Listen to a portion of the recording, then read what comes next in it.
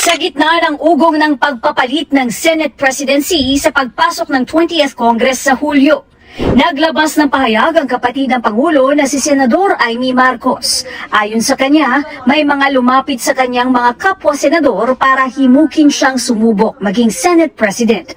Hindi niya tinukoy kung sino ang mga kumausap sa kanya. Hulaan ko kung sino. Si Bongo, si Bato, si Robin Padilla, si Camille Villar. Silang apat. Oo. Baka sila. Yung Duterte Black. I think lumipas na yung panahon ni Cheese Escudero bilang Senate President. Mukhang kailangan na niyang i-give up sa mas batikan. Simula nung nahalal itong si Amy Marcos Manotok Lacson. Amy Marcos Manotok Lacson. Dami na last name, no? Yumabang siya. Yumabang si Amy Marcos Manotok Lacson. Yumabang siya. Oo, yumabang talaga siya. Parang feeling niya, kasi nanalo ko. Olats kayo sa admin. Di nyo ako napigilan. Ngayon, pinapangarap niya maging Senate President. Alam nyo mga kababayan, mahihirapan siya dyan. Pero sige, tingnan natin. Bakit kaya? Bakit kaya nangangarap siyang maging Senate President? Ito kasi sabi sa balita, mga kababayan. Sabi ni Amy, some senators asked me to vie for Senate presidency. Ay, wow! Oo, kinakausap daw siya ng mga ibang senador para maging Senate President. Baka naman gino-joke ka lang nila. Diba? Kasi pwede naman yun. Oh, nanalo kang bagong senador. O di mag-Senate President ka na. Baka lang yun, informal. Oo, sinabi lang na, kaya mo yan, mag-Senate President ka, go! Diba? Hindi natin alam kwento niya yan. Hindi syempre siya bida. Sa gitna ng ugong ng pagpapalit ng Senate presidency sa pagpasok ng 20th Congress sa Hulyo, naglabas ng pahayag ang kapatid ng Pangulo na si Senador Amy Marcos. Ayon sa kanya, may mga lumapit sa kanyang mga kapwa-senador para himukin siyang sumubok maging Senate President.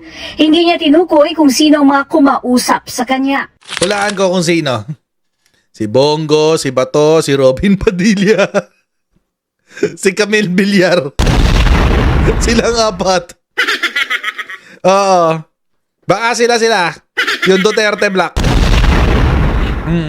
Alam niyo mga kababayan, merong nagsasabi sa akin.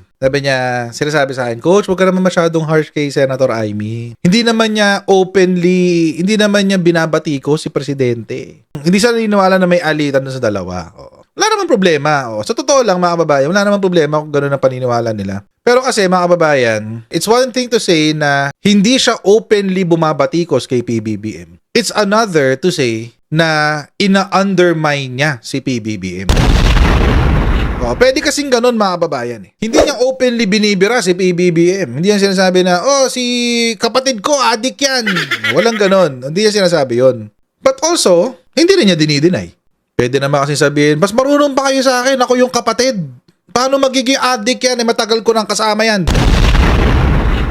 Hindi niya mariringgan si Amy ng ganun. Tapos sa bawat galaw ng Pangulo, wala siyang ibang ginawa kung hindi siraan siya. Magpapahiring dito, magpapahiring dyan, kung ano-anong hearing, wala namang lumalabas na batas. Meron na ba kayo nakitang panukalang batas na resulta ng kanyang hearing? Real talk lang mga kababayan. Kasi mga kababayan, it's one thing to say na wala silang open conflict. That's one thing. But it's another to see and observe, makita nating lahat na talagang zero support siya sa kanyang kapatid. Kahit na itong kanyang kapatid ay yung halal na Pangulo. At mga kababayan, openly sumusuporta pa siya doon sa naninira sa kanyang kapatid. So, I mean, it's pretty obvious. Kaya hindi ako naniniwala na walang inggit si Amy kay PBBM. Mga kababayan, tingnan niyo naman. Sinuot niya yung barong ng tatay niya sa kanyang proclamation. Ano ba nakasulat dun? Presidente ng Republika ng Pilipinas. Yung patch.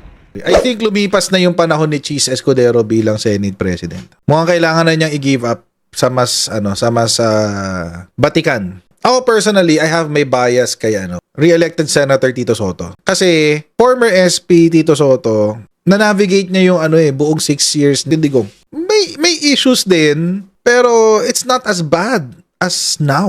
Hindi katulad sa ngayon eh. Yung ngayon, ang lala eh. Although for the most part, supportive ako sa mga ibang naging decision ni Senator Cheese. So, it's just that I think si Cheese is more inclined to be para siyang si Hart. Kailangan siya yung center of attention, parang ganun. Ganun yung feel ko sa kanya eh. Sa composition na meron ng Senado, mukhang mas kailangan natin yung skills ni Tito Soto kaysa kay SP Cheese. Ako lang yun that's just my opinion. Ang dami mong partido na ngayon eh. You have syempre yung 12, tapos 3 block. You have the admin block, yung Alyansa block, meron kang Duterte block, tapos ngayon bubuo pa si Risa Ontiveros ng independent block. Siguro mahihirapan si Cheese Escudero dyan. I am confident na maa-acquit dahil nakikita ko naman na yung ibang alam natin na hindi namin kaalyado ay nagbabago na yung stand. Mahirap, baka mamaya biglang magbago yung stand nila, depende sa takbo na impeachment trial. Basta as of now, I am confident na more than 9 yung makukuhang boto dyan. See? Mga ganyang salitaan, mga kababayan, alam na natin na magkakaroon dito ng alam niyo, minsan nananalangin na lang talaga ako na hipuin niyo po, Panginoon, ang puso ng ating mga leader ng bansa na sana po sila ay unahin ang Pilipinas kesa ang China. Dito pa lang mga kababayan sa newly elected, meron ka ng ilan yan? 1, 2, 3, 4, 5, 6, 7. May 7 ka na dito eh. Dito sa mga incumbent, kailangan mo na lang si Jinggoy tsaka si Robin, tapos ka na eh. Kahit nga hindi si Jinggoy Mark Villar, Robin Padilla, tapos ka na eh. May siyam ka na talaga. Sure ball na yun, may siyam ka na talaga. Ang problema mga kababayan, mare-railroad ng impeachment. At ito hong drive para maging Senate President si Amy Marcos, mga kababayan, ay ang effort ng mga DDS to seal the deal. Bakit? Kasi kaya ho inadopt si Amy Marcos tsaka si Camille Villar ng PDP ay para protektahan si Sara. Ako mga kababayan, hindi ko sasabihin na kinausap siya ng ibang senador. Baka kinausap lang ni Amy yung sarili niya sa salamin. Magiging Senate President ka, Amy. Magiging Senate President ka, Amy. Mirror, mirror on the wall, who will be the next Senate President? You, Amy Marcos Manotok Lacson Duterte. You. Baka nanood ng Snow White to si Amy Marcos. Yung peking Snow White ng Disney.